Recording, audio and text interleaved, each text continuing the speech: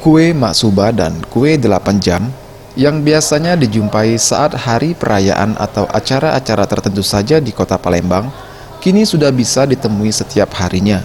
Dengan berinovasi, kue ini dikemas secara modern dan praktis dan dapat dijadikan oleh-oleh untuk keluarga.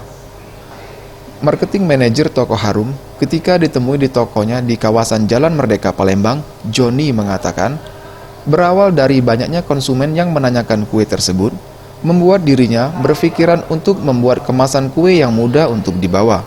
Satu kotak kue ini dijual dengan harga Rp65.000 dan dalam sebulan omsetnya bisa mencapai Rp4 juta. Ia juga mengatakan, pembeli yang datang tidak hanya dari dalam maupun luar kota. Ada juga dari luar negeri, seperti pembeli dari Malaysia dan Singapura. Untuk konsep dari Harum ini gimana, Kak? Ya, Palembang Harum ini adalah toko yang menjual kue-kue khas Palembang. Jadi kue-kue otentik Palembang dari yang sudah jarang ditemuin di sini bisa didapatkan. Untuk sekarang kita ada kue Maksuba dan kue 8 jam dengan kemasan yang eksklusif, kemasan yang premium. Tidak sampai 1 kilogram, cuma setengah kilogram ya. Cuma setengah kilogram. Jadi mudah praktis untuk dibawa sebagai oleh-oleh. Weli AF, Sriwijaya TV.